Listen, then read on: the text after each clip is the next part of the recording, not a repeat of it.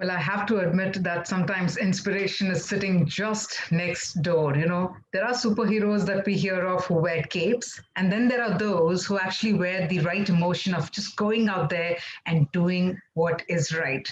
I think this particular segment has filled us all up with a different level of inspiration altogether to see how the COVID allowed a lot of people to rise up and arrive for the occasion, to do whatever they can in their own capacity. And I think four of our heroes who have been felicitated today, it's a shining testimony to hear their stories, what they went through, what they created, what they did. But let me also inform you that these journeys will also be shared tomorrow. So I'm going to request you all that when you do join in for our day two of the fest, please don't forget that we will also be felicitating more heroes tomorrow, listening to more stories on how they created or made the change that they wanted to see. So on that note, let me also inform Mr. Raghav will be back again tomorrow with tomorrow's segment of the MFD Heroes. So with that inspiration, let's go forward now towards our next session as well. And for all the attendees who are joining in, those who are enjoying the sessions, please don't forget to keep tweeting using hashtag CIF21. You can also follow our official handles, Cafe Mutual, across LinkedIn, across Twitter, Facebook, all the social media platforms as well.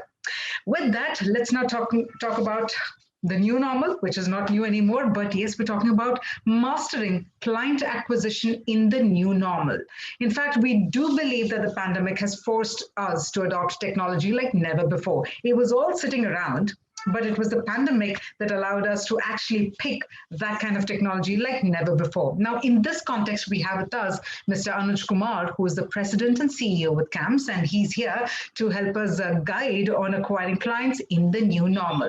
So yes, he's also been the general manager of India and South Asia at Concentrix Daksh Services India. He's also worked with IBM. With that, let's actually talk about mastering client acquisition in the new normal, and let me bring on board our next speaker, Mr. Anuj. Over to you, Mr. Anuj Kumar.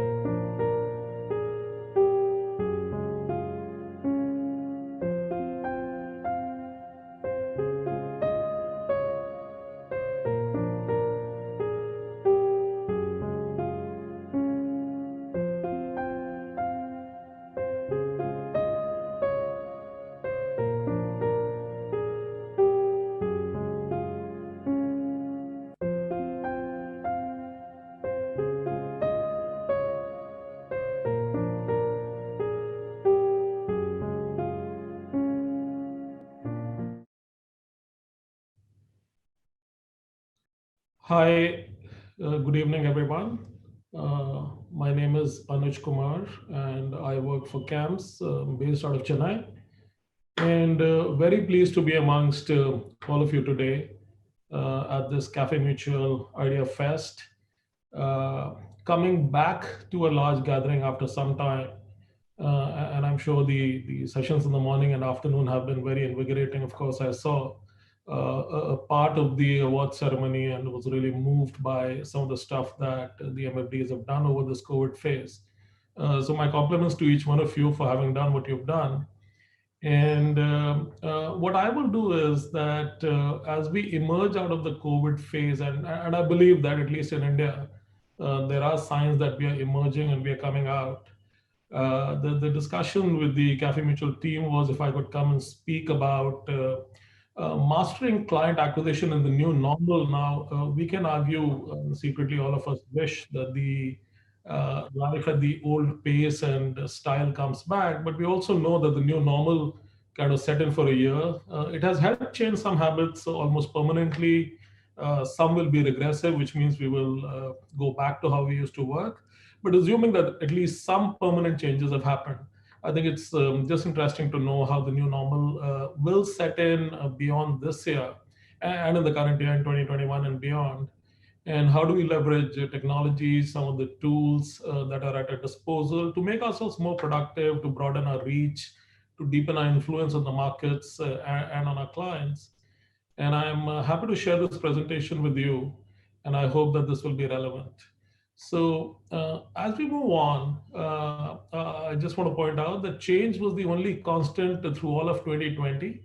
And I can tell you that most of us in our lifetimes haven't seen this kind of change, and hopefully we'll never do that. But amongst the big things, one of course was that the markets were volatile throughout this phase. There were large AUM swings, but not just AUM swings, it was also swings in sentiments, what customers expected from almost complete panic to complete euphoria. And I'm sure it must have been quite a job for all of you to hold this entire, your setups tight and your own constituents completely emotionally comforted. But that was a large change in the year 2020. Transaction activity hit historic peaks. And it was strange when you saw the months of April and May when participation was at best muted. Most people were either fence sitters or trying to take a judgment on what they should do. The scale of the marketplace, just in terms of transaction intensity, scaled up significantly, almost hit 2x volumes towards the end of the year compared to what it was at the lows.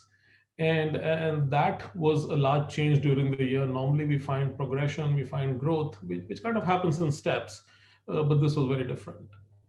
There was some pain in SIP retention. I know that it's been one of the biggest pillars of success for the industry over the last many years, the last 4 or 5 years.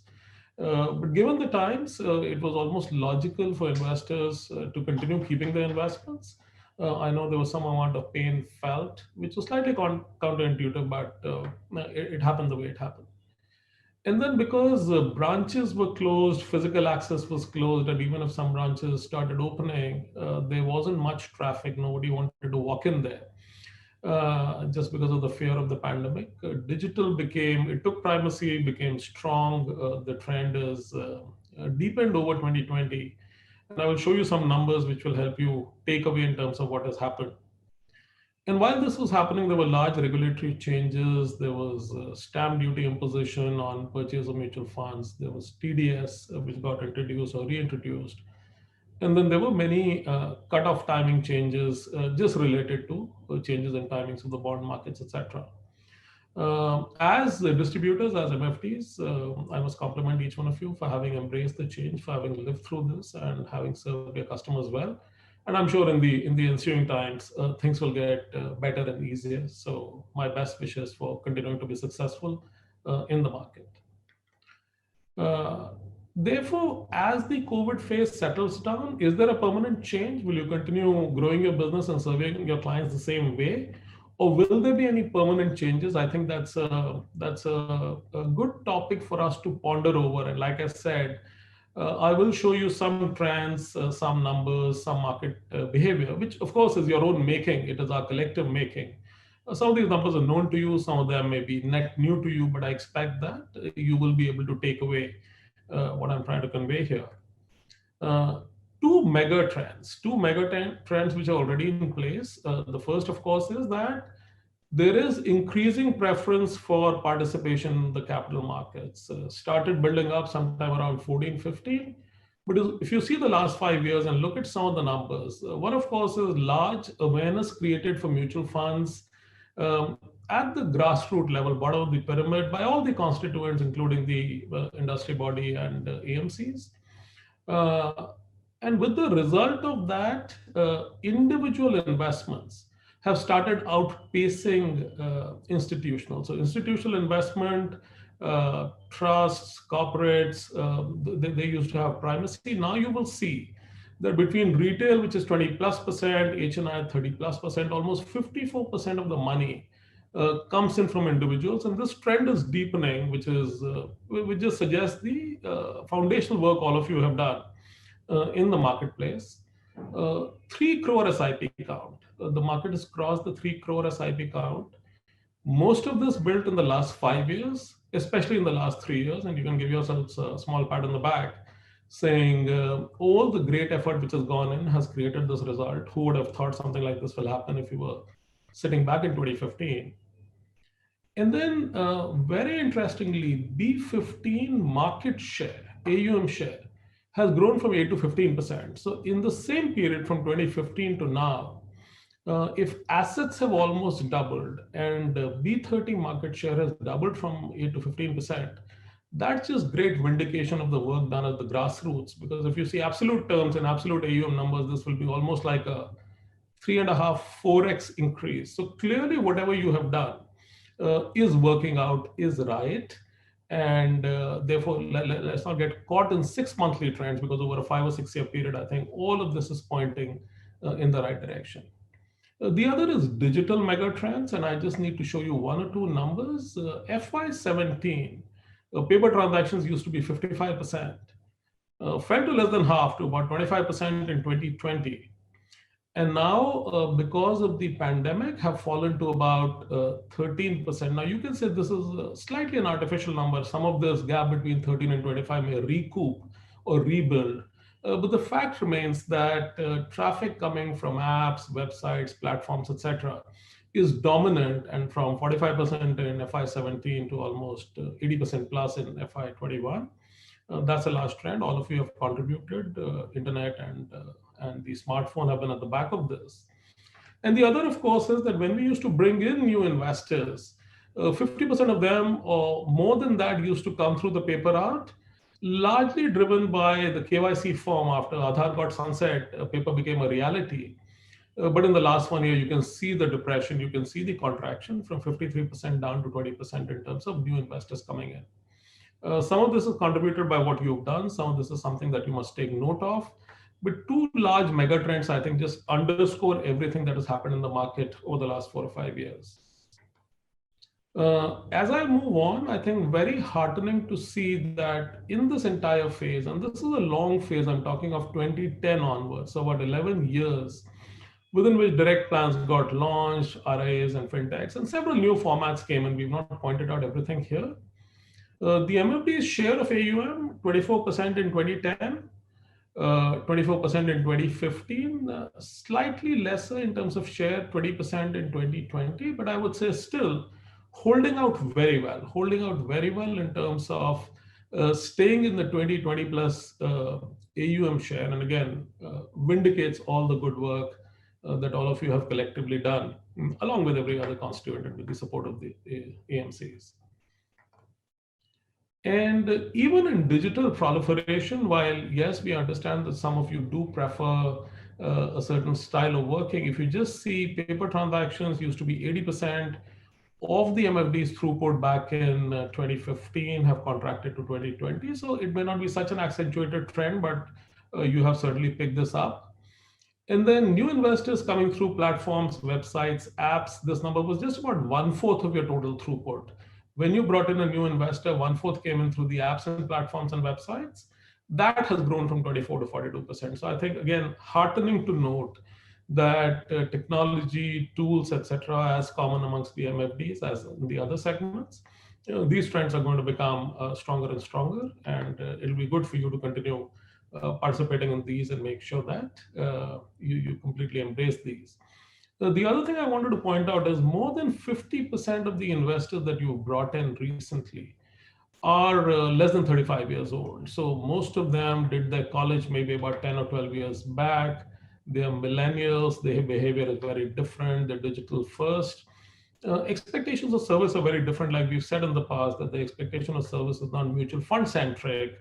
They will continue comparing us to the ride hailing companies, to the internet companies, to the food delivery companies, and continue making those comparisons. So very important to stay abreast of what the new standards are and what this very large mass of 50% of your customers is thinking about and benchmarking us and you against when you service them.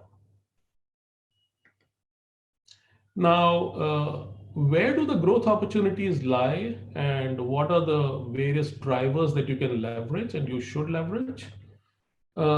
There are large structural growth opportunities. I think this is data that you've seen many times in the past, but I just want to point out one or two things that everybody here may not be aware of. One, of course, we know that AUM to GDP in India is still building out. Major markets, global averages of 60%, India at 12%. But what is the interesting thing? Where is the opportunity? That when countries have hit this 12 to 13% benchmark, and think of it as a milestone, next 10 years, they have seen over a 15% CAGR in build out, which means now you have enough customers buying. They bought for a long enough period of time and they get excited about the product, and then the compounded growth rates just scale. We may be entering that era, and therefore these could be exciting times for you, just looking at how the penetration could improve and how the compounded growth rates may build out. Less than 2% of Indians buy mutual funds today, so you know that opportunity is large. And of course, amongst financial savings, so we always said there are non-financial and financial savings. Amongst financial savings too, uh, today 54% of the total industry is retail.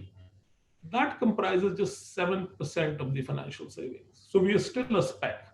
We're still a small speck. We can go a long way. And I think all of this is heartening for you and all of us in terms of how large an opportunity lies there. SIPs have been a great innovation. Flows have held out during the volatile times too, unlike what had happened, let's say, 10 years back or 8 years back when there was significant volatility and a bit of consumer reaction. I think all of that has held out very well, which kind of is talks well about the foundational work you've done. The other thing I wanted to point out, and we saw this study, that a number of households with greater than 30 lakh rupees of investable surplus. That's an interesting metric. It stands at about $50,000. We converted it to rupees. India is the second largest market in the world, just behind China. So most of the larger markets are growing much smaller than we are growing, but households qualified for an advisor who have financial savings greater than $50,000 or 30 lakh rupees, India is the second largest market. And I think that again is just a great metric for you to kind of think about as you start engaging with your clients. What are the untapped opportunities in your portfolio? So I'm not talking of acquiring new clients. I'm talking of clients you acquired in the last 10 to 20 years. 58% of the MFD clients have exposure to one fund house, just one fund house. Now we can say we've been visiting them for 10 years, and if somebody has been there for 10 years, I'm sure his portfolio shows that the growth and the returns trend has been very strong. But 58% of them own assets only from one fund house. 3/4, 74% have only bought equity, which means they don't have any debt, they don't have liquid, they don't have any other products, including FFPs, ETFs, etc. And therefore, that may be a great opportunity as we diversify their portfolio and as fixed income and fixed interest products in the marketplace, alternates in the marketplace, kind of diminish in their attractiveness. These are great opportunities inside of your portfolio. You don't have to go and acquire any new customer. This is what is sitting inside. SIP retention, these levels have been high last year. And stay connected with your investors. Obviously, I'm sure you're doing that, but giving them the option of pausing an SIP for 3 months or 6 months and quickly coming back, like it has happened in the last 10 months, it would have been just a lot more sensible to just do a pause rather than a cease. And I think these features are all available, very easy to access and completely at your disposal. And the other thing I want to talk about is just a bit of hyper customization, hyper personalization. I know we plan and we set with lifetime goals, etc. But a bit more of that, like some of the other models have started doing on platforms, will be very educative and very relevant to the MFDs in the business as we progress from here. Make technology the bedrock to scale and grow your business so you can build scale faster. Create the time for yourself, the free time, freeing up from administrative activity to advisory activity to market making activity and then doing a task, and also reduce your costs by embracing technology. And I'll talk just a little about what are the various things available at your disposal that you could use. You have plug and play solutions, customer onboarding, including eKYC. Aadhaar is going to be back very soon, so that will be available.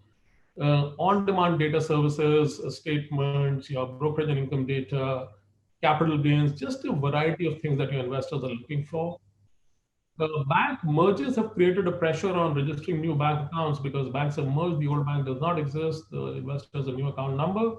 You have digital bank mandate changes available, multiple payment options, chatbots for self-service. You can practically solve 70-80% of your problems and queries there.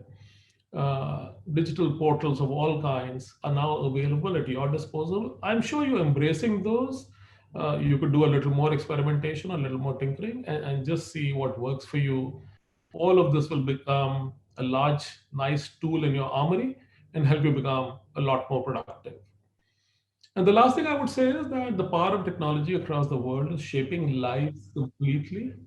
Tomorrow is more exciting than yesterday. A lot of models are getting displaced. I think MFDs as a community, the community has done very well in terms of embracing future-ready products and capabilities. And I'm sure that your sales and service models will continue scaling and continue altering, and you will embrace a lot of the stuff that we have taken, we've spoken about and taken to market. Collectively, between the AMCs, RTAs, the entire support community is there to help you, including the platforms and the exchanges. My best wishes to each one of you for immense success in the year 2021, and good luck with everything that you do. That's all I had for you today. So I will pause here and hand it over back to the convener. Thank you very much, and thanks to the Cafe Mutual team for having me here today. Thank you.